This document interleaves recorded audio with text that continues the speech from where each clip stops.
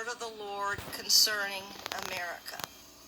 My daughter, I am calling you to speak for me. Tell my people, when you go to buy groceries and there is nothing there, do not be afraid. This was so clear to me. Do not be afraid. When the darkness descends on your land, do not fear. I, the sovereign Lord, shall provide for my chosen who cry out to me. When they cry, I will answer. Above all, I command you this day, do not fret. I will feed you by my own hand with the food that you need to live. You will not starve. I want to stop right here and tell you a story that my mom often told. She's with the Lord now, and if she was alive this year, she would have been 100 years old. And she went through the Depression. My father and my mother went through the Depression. And when I say they went through it, I mean my dad was 9 when the stock market crashed in 1929. My mother was 7. It took quite a few years for that to really begin to hit America, all of the populace.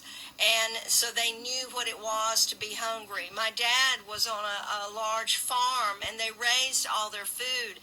And yet, if it had not been for my Uncle Jacob, who is there now probably listening to my video, my father's Uncle Jacob, my great uncle, who was a builder at the time and had saved a lot of money, he paid the taxes on their farm. They would have lost their farm if it had not been for that.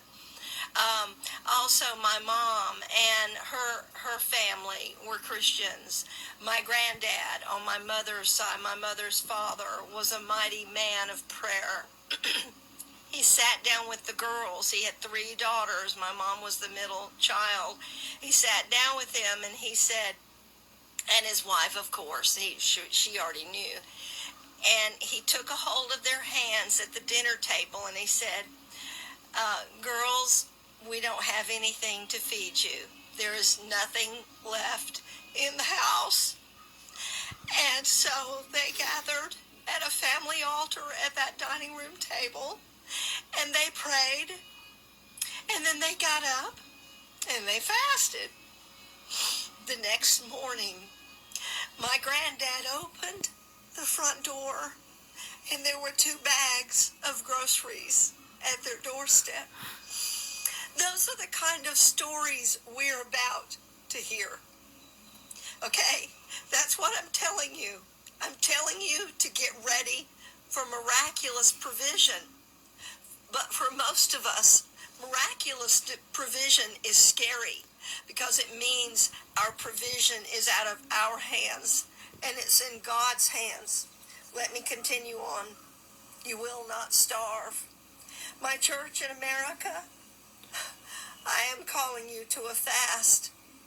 This will be a healing fast. Not a fast for your detriment, but a fast for your deliverance. If you give me your intermittent hunger, I will heal your diseases, and you will no longer need the poisons from the apothecaries with which they have made my people sick and codependent. You do not know nor understand what I am doing at present, but you will. Be content in that knowledge. Those who have stored up, I will use to feed many.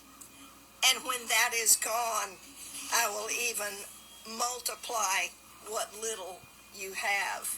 Remember the widow's flour and oil, for this is what the Lord God of Israel says.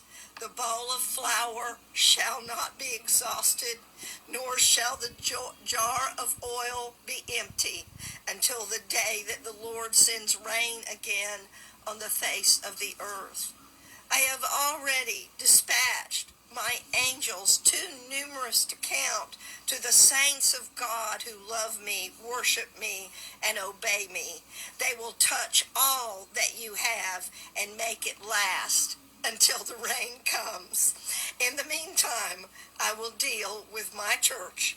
I will cleanse all who cry out to me without wrath or doubting. Lift up holy hands to me and worship me, even in your extremity. Doubt not that I am still God. I have not changed. I am a miracle-working God, and you are about to see my glory, walk in my glory, and live in my glory. You are about to see what my people have longed to see since the beginning. All of heaven is witnessing the showdown that is about to take place. You are on the very precipice. You are on the edge of it. And it will be no less dramatic than Elijah and the prophets of Baal on Mount Carmel.